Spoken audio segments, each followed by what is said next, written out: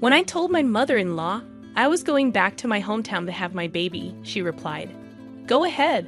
I don't want to see you." I felt relieved because I had been waiting for her to say that. I thought to myself, finally, I won't have to deal with her anymore. My name is Emily, and I'm almost 28 years old.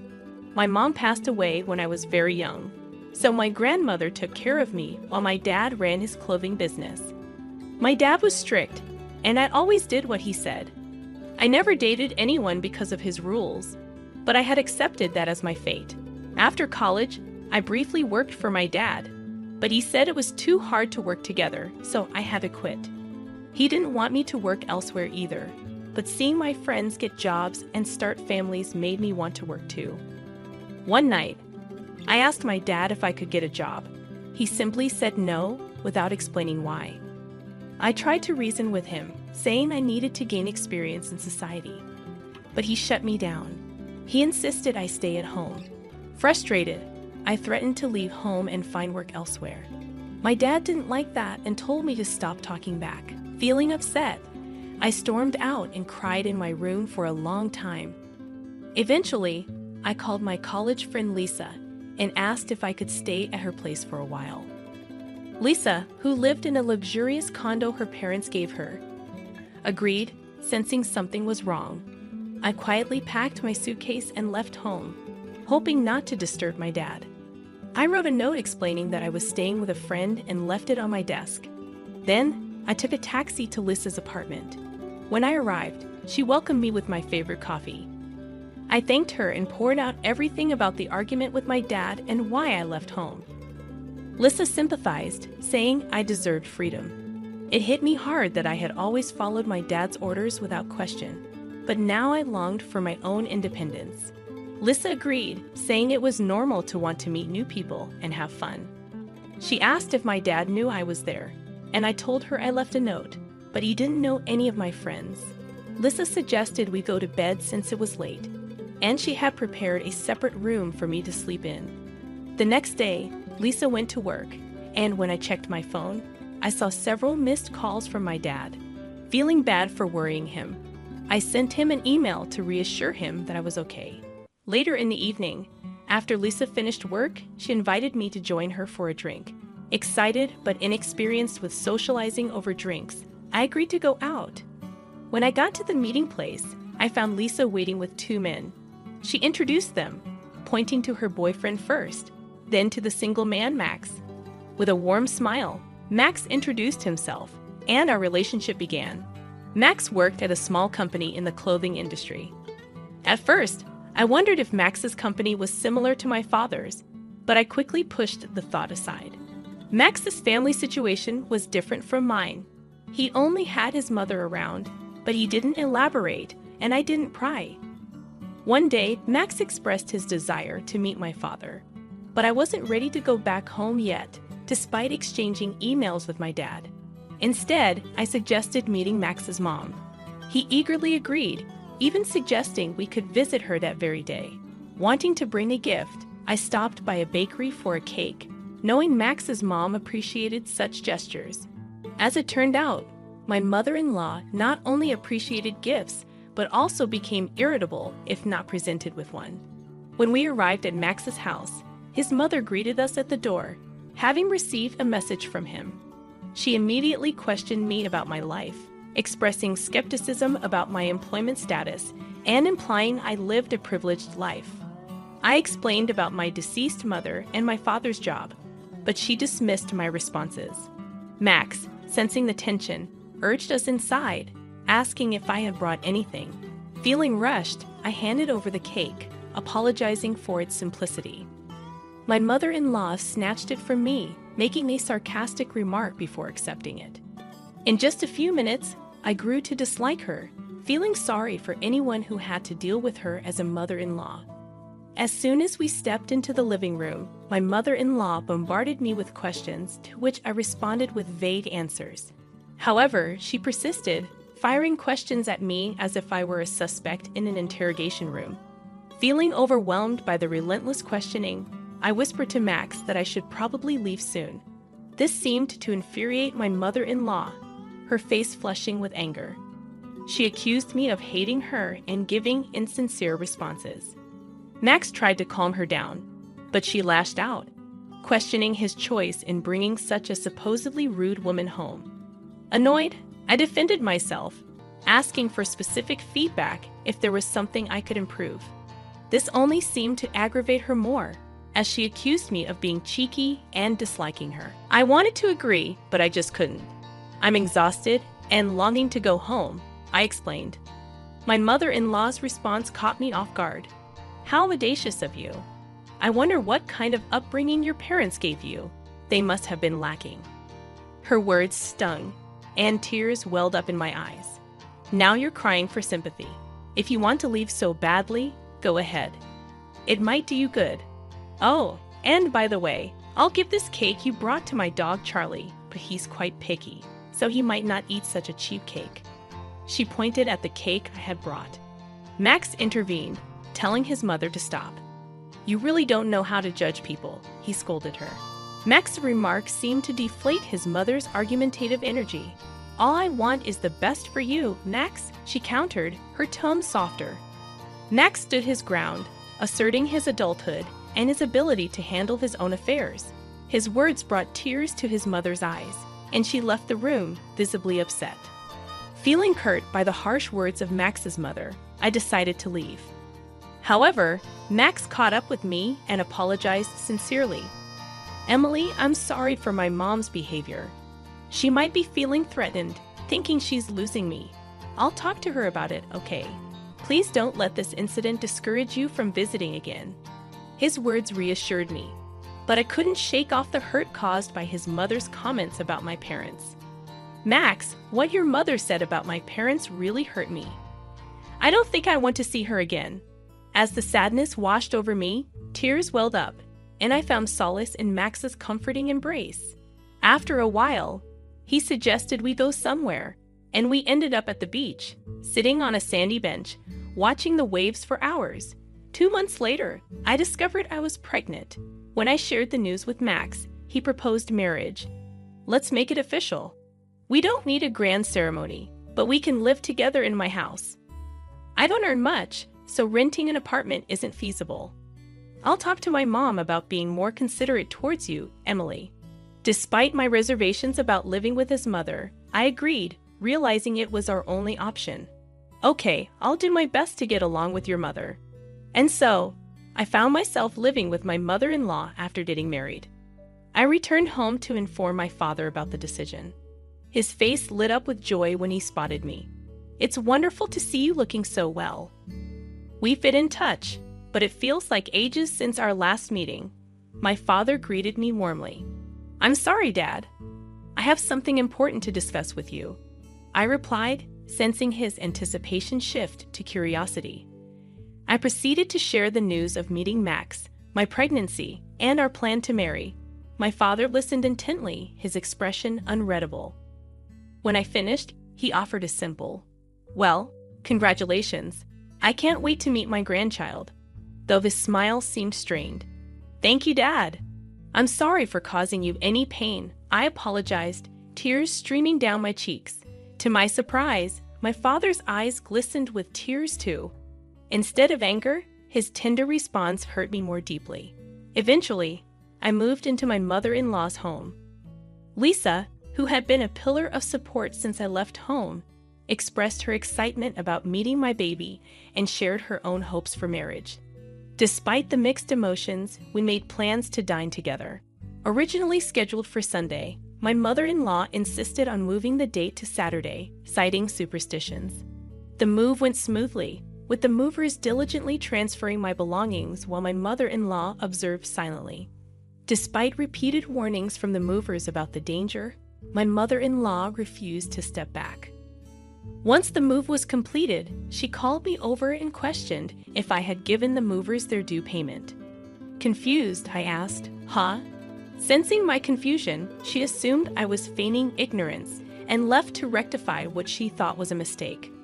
When she returned, she handed an exorbitant sum to the movers' leaders, assuming I hadn't provided enough. Stunned by the amount, I questioned her decision. "You gave them that much?" I exclaimed. She brushed it off. claiming it was for the best and citing superstition about avoiding curses by being generous. Knowing it would only lead to another argument, I remained silent, unwilling to engage further. My mother-in-law wore a smug expression, convinced of her righteousness. Just then, Max arrived and noticed the tension. He intervened, asking his mother what had happened. With a dismissive reply, she walked away. Max reassured me, expressing his disapproval of his mother's behavior. Grateful for his support, I decided not to mention the incident to avoid further conflict with my mother-in-law, knowing it would only worsen our relationship. After settling in, my mother-in-law noticeably avoided speaking to me, leaving me in peaceful silence for weeks at a time. One day, Max brought home some work documents in an envelope marked with the name Star Textiles Incorporated, causing me to gasp. This was a familiar name from my time working at my father's company. They were one of our subcontractors. Curious, I asked Max about the envelope's origin. "Is this from your company?" I inquired innocently. "Yes. Why do you ask?" he responded. Sensing it was best not to mention the connection between his company and my father's, I simply replied, "I was just curious. I realized I don't know much about your company." Max explained, "We're just a small subcontractor. If our parent company were to drop us, we'd go bankrupt instantly and all the employees would lose their jobs." Max chuckled softly, a hint of nostalgia in his expression. Around a month later, I noticed a change in Max's routine. He started returning home from work later than usual and seemed visibly upset. Concerned, I asked him what was wrong. "You've been coming home late lately. Is everything okay?" "You seem different," I inquired. Max confessed, "The company is facing some challenges." "What kind of challenges?" I probed further. Max sighed. "The parent company unexpectedly slashed our orders by half. Our boss is desperately trying to convince them to maintain our business relationship. And we're also searching for new clients. But if things don't improve, we might go bankrupt." As I listened to Max's worries, I considered asking my dad for help. However, I knew my father's strict principles wouldn't allow him to assist a business partner based on personal feelings alone. It seemed like many of the company's partners were facing similar hardships. I disclosed to Max that my father's company was the parent company of his. Initially surprised, Max pleaded with me earnestly, his eyes gleaming with hope. "Emily, please implore your father not to cut ties with us," he urged. Regretfully, I explained, "Max, my father is firm when it comes to business. Personal matters wouldn't influence his decisions." Desperate, Max persisted. "Could you at least try?" Reluctantly, I agreed, knowing it likely wouldn't sway my father. Yet Max knelt before me, tears in his eyes, begging for help. "Please, I beg you," he pleaded. Frustrated, I implored him to stop, but I promised to speak to my father nonetheless. As Max lifted his head, tears of relief streamed down his face. That night, I called my father and relayed Max's plea. Surprisingly, my father agreed to help. "So, Max works for Star Textiles Incorporated? Then I must assist them," he stated. I was taken aback, expecting him to decline outright due to his strict business principles. However, he outlined two conditions. First, he would continue business with Star Textiles but wanted Max to join his company. Second, he requested that both Max and I move in with him. Puzzled, I questioned his motives for wanting us to live with him. Uncomfortably, my father admitted, "I just want my daughter close by." I accepted his conditions but sought clarification on why he had decided to reduce dealings with Star Textiles initially. He explained that a new company had offered an enticing proposal, prompting the shift in partnerships. Upon conducting some research, we discovered that the new company my father intended to partner with had a history of unfulfilled promises, prompting us to reconsider the deal. So, Star Textiles would have been fine even if I hadn't intervened? I asked, amused by the irony. "Maybe," my father chuckled, and I couldn't help but laugh along. After hanging up, I promptly informed Max of my father's conditions. He sighed with relief at the news that Star Textiles was no longer at risk, but expressed hesitance about joining my father's company. It's difficult for me to leave Star Textiles, Emily. I've built strong bonds there, and am unsure about starting anew, he admitted. Respecting his decision, I relayed his sentiments to my father, who acknowledged Max's dedication and allowed him to remain at Star Textiles. However, he remained firm about us moving in with him.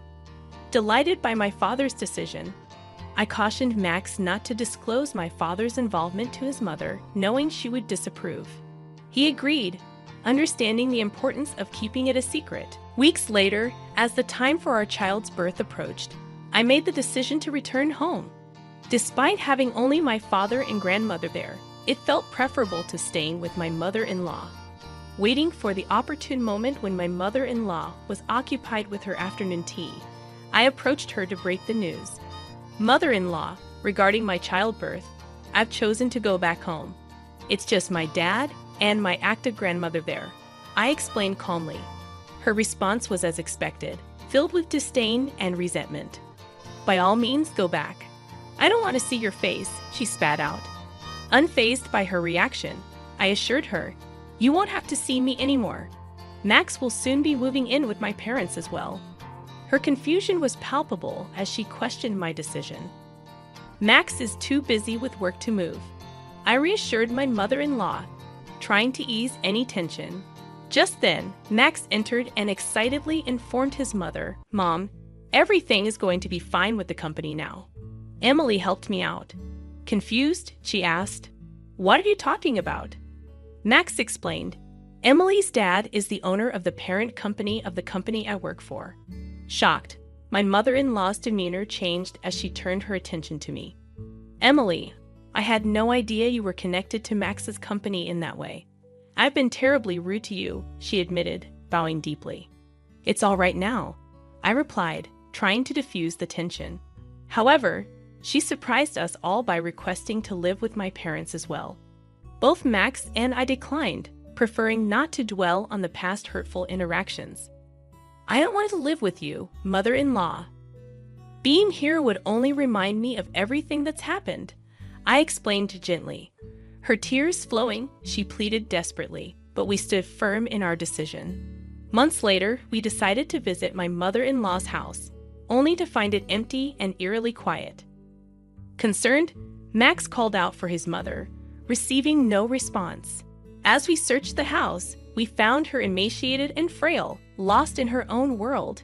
Despite our attempts to engage her, she remained silent, focusing only on the cake we had brought.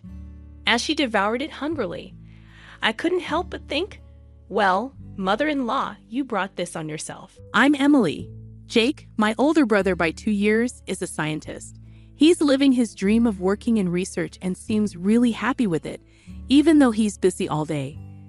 Our son, Mike, is 3 years old, just like Jake. He loves watching and trying out new things. Right now, he's really into the goldfish he caught at the fall festival. Our daughter, Sarah, is 1 year old. She loves to eat, and her chubby cheeks are just so cute. She brings so much happiness to our home. Life is pretty good for our regular family, except for one thing. Emily, what are we having for dinner tonight? Mother-in-law, just as I was trying to calm down my crying daughter and finish cooking dinner, the doorbell rang without warning. My mother-in-law strolled into our house, as she often does around this time. While it's not always on the same day each week, her visits are frequent enough that my son hardly even glances away from the TV. My goodness, fried food again. That's not good, too oily. You should take better care of Jake's stomach when he comes home tired from work. It's not good for the grandkids either. But Mike really enjoys it. Well, that's because you only give him junk. Look, I've made a creamy vegetable stew and minestrone for you. It's important for the kids to get used to Western food from an early age. My mother-in-law began setting the table with the large containers of creamy stew and minestrone she brought. It's a lot, enough to last for at least 3 days, and I felt a bit disheartened just looking at the stew, which was mostly carrots and cabbage. Come on, snap out of it. I'll take the food you made home with me, so go ahead and pack it up. It's not tasty, but we can't waste food. This was routine. Last time she visited unexpectedly, she replaced my clam chowder with her own fried chicken. She left without even sparing a glance at her grandchildren, clutching the still warm container. Once the front door closed, my son turned to me. Softly, Grandma took my fried chicken again. My heart ached seeing the sadness on my son's face. Don't worry, there's a little bit of meat left. Just wait a moment. Yay! As I heated up the oil again, I felt relieved seeing my son's joyful reaction to my words. However, my inner dissatisfaction lingered. My mother-in-law had become increasingly intrusive since my marriage, and it had worsened over the last year. Every week, she showed up unannounced during dinner prep time. Initially, she would just criticize my cooking and parenting, then leave her cream stew on the counter. But for the past 6 months, she started taking my food home with her, effectively ruining our meal. I couldn't fathom my mother-in-law, who lived alone since my father-in-law passed away, eating all 3 servings. She was probably throwing it away. As I prepared baby food and distracted the kids, I managed to cook. It was tough, but seeing my family's happy faces kept me going. Yet, my fried chicken, braised pork, mapo tofu, and hamburgers, all of it, got taken away. I grew up in a family that owned a restaurant, and my dad taught me how to cook, so I'm pretty confident in my culinary skills. And honestly, I think my food tastes better than my mother-in-law's overly sweet cream stew. It bothers me to have my abilities undermined by her, but with Mike in the picture, I've been finding it hard to stand up to my mother-in-law, who is also his grandma. More cream stew? Jake, who comes home after the kids have gone to sleep, makes a face when he sees dinner. Since only Mike's share of fried chicken was left, I served Jake a large platter of the cream stew. What can I do? It's what my mother-in-law brings over. If you don't like it, you can tell her. Yeah, I guess. Jake pokes at the stew, showing little enthusiasm. She shows up without considering Sarah's nap time and even takes away Mike's favorite foods right in front of him. Well, she's lonely since Dad died. That was 2 years ago. How much longer do I have to put up with this? Yeah, I guess. Jake is usually dependable, but he avoids confrontation when it comes to his mother-in-law. Another fruitless conversation passes, and I let out a deep sigh. The only positive thing is that she hasn't suggested moving in. One day, tired of the usual routine, my mother-in-law drops a bombshell during dinner. Instead of her typical greeting, she announces, "Emily, this Christmas, everyone's gathering at our place." What? But after your father passed away last year, we haven't really been able to do much. We've relied on relatives from Dad's side since the funeral, so I'm inviting them to our home as a way of saying thank you, she explains. Sounds exhausting, I respond, lacking enthusiasm. I wonder how she plans to host suddenly when we've always gathered at her brother-in-law's or her own childhood home for Christmas and family reunions. She frowns at me, as if dealing with someone of lesser intelligence. You're not just a bystander here. You'll be helping too, she declares. What? Come over on the 24th and help clean up, she adds, surprising me with her audacious decision. But Sarah is so young. Just use a baby carrier or something. That's how women used to do it back in the day, she suggests, brushing aside my objections. Maybe, but you're also in charge of the full-course Christmas meal. Don't you dare repackage store-bought food or cook anything that tastes bad. I don't want to be embarrassed, she warns. What? You can't be serious, I protest. I'm thinking of inviting your dad's relatives on one day and my sister's family and our daughter on another. It'll be a busy holiday, she continues, though her complaints are tinged with a hint of satisfaction. Hold on, the one who's going to be busy is me, not you. As the daughter-in-law of this family's eldest son, do your duty properly, LOK, she concludes before leaving me stunned and my son surprised. She doesn't forget to pack the shrimp gratin that just needs to be baked. That night, when I share my mother-in-law's plans with Jake, he's just as puzzled as I am. What? She's organizing a party on Christmas Eve? Inviting Dad's side of the family when he's not here. Yeah, that's the idea, I confirm. Well, maybe Mom's feeling lonely, Jake suggests. I finally lose my temper at Jake's predictable response. Think about what it's like for me, always being pushed around. Seeing Jake's expression shift to one of realization, he falls silent. Even he understands that this time it's too much, and he lets out a resigned sigh. All right, I'll handle the cleaning and entertaining the relatives. Really? I'm relieved to hear Jake's offer. It gives me some direction. But can you still cook the full-course Christmas meal? He asks. Just for this year. Let's keep Mom's reputation intact. Plus, everyone in the family loves your cooking, he pleads, eyeing the meatloaf his mother left for us. I mean, it's hard to say no after making a concession, he adds. Fine, just for this year. Thanks, man. I can't wait for Emily's Christmas feast. I say, grateful for his understanding. Geez, you're in high spirits, aren't you? Jake remarks, smiling. Being praised isn't so bad, and I don't mind cooking for people. So I prepare myself mentally, knowing it's just for this time, and agree to prepare a full-course Christmas meal. When I inform my mother-in-law that Jake will stay over to help with cleaning, she makes a displeased face and says, "How could you let the man of the house do such things?" But she seems reasonably satisfied, seeing Jake bustling around at his parents' home for my sake. Then comes Christmas lunchtime. Emily, is the corn soup ready? My mother-in-law asks. I'm preparing the croutons now, I reply, scurrying around the kitchen to get the carpaccio and corn soup ready. You're so inefficient. I'll bring the food myself, she criticizes. I'm sorry. If you're going to complain, try preparing a meal for 20 people. It's really, truly exhausting. I retort, feeling the strain of the day. Finally, the serving is done, and I sit down at the party, relieved to have made it through. Jake seems to have settled our daughter down for a nap in another room. Despite the challenge of preparing a full-course Christmas meal for 20 people, it's gratifying to see everyone relishing my cooking. However, this feeling of satisfaction is short-lived. This quiche looks so beautiful. It's like something you'd buy, someone compliments.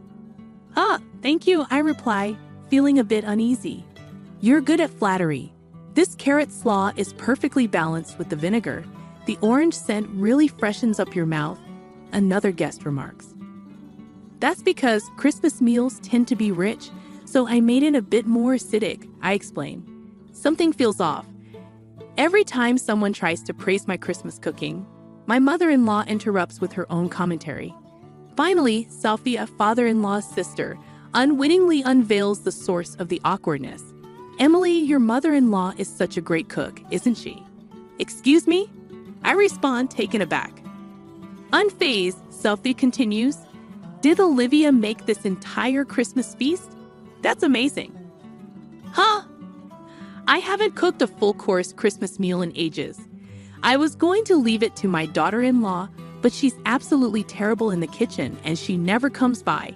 Even when I offer to teach her, my mother-in-law chimes in, completely disregarding the truth. I'm left dumbfounded by her audacious claims. Oh, Emily, you should really take after Olivia while she's still well.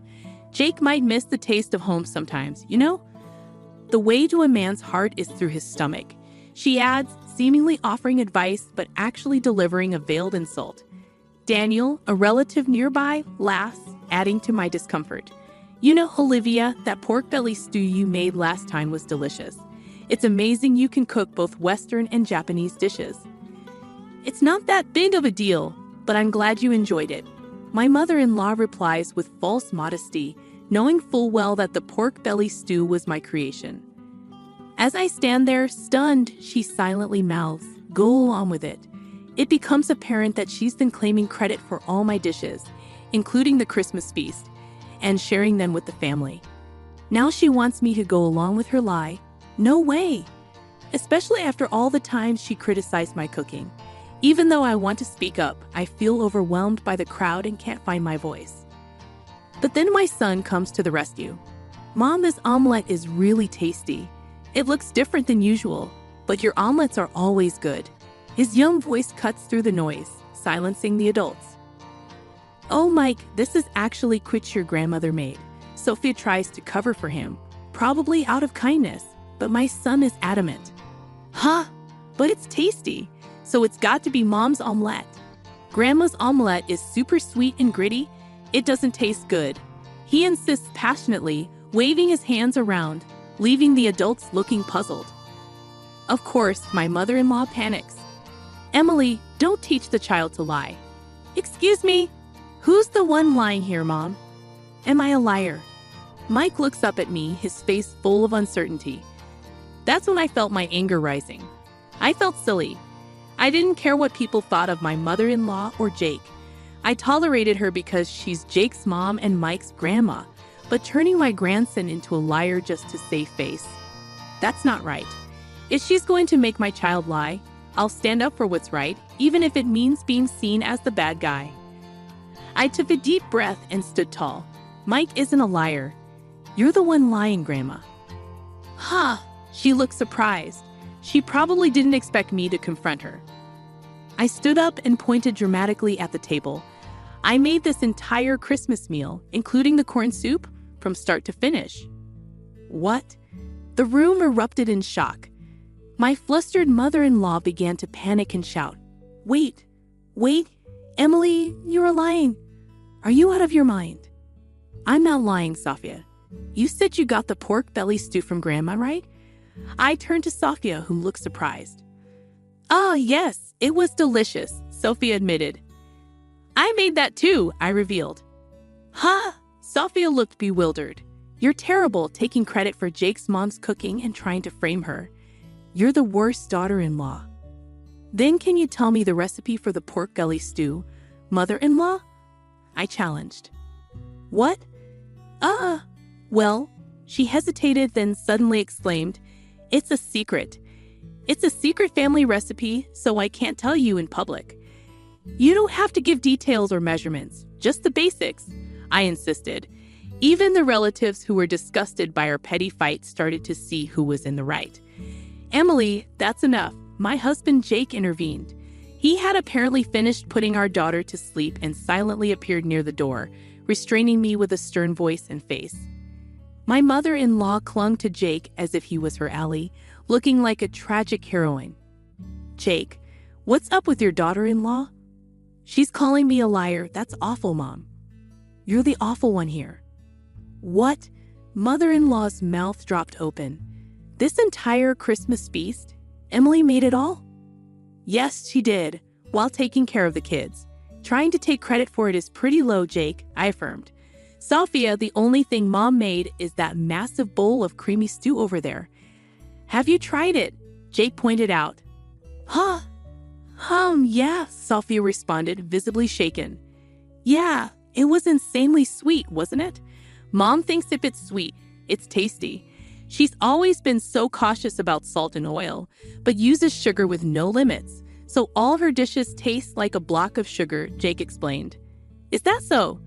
The pork belly stew was probably made by my daughter-in-law too. If you got any other dishes from Mom recently, they were likely made by Emily, Jake continued. Really? Even that meatloaf? Sophie asked. That was me.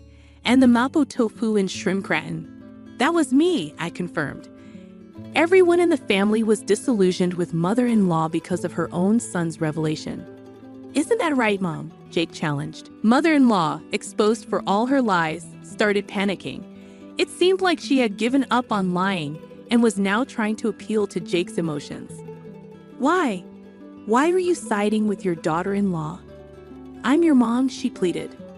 I didn't want to have to say this either, Mom, Jake responded solemnly. I thought you were just lonely because Dad isn't here, so I've been having Emily put up with you. But this isn't anything but harassment towards her. There's no reason to protect you anymore.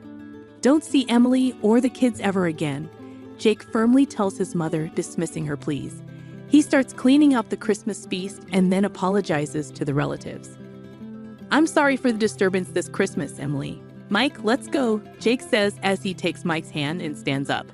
Mike looks at his grandmother and asks, Grandma, where's your I'm sorry? Huh? When you lie, you say I'm sorry, then you get forgiven, right? Isn't that right, Mom? Mike questions. Huh? His grandmother stammers, unable to respond. I get it. You have to be forgiving when it comes to raising kids, but a simple sorry isn't going to cut it, Jake remarks. Seeing his mother's reluctance to apologize, he sighs in resignation. Grandma can't even say I'm sorry, and she's supposed to be an adult.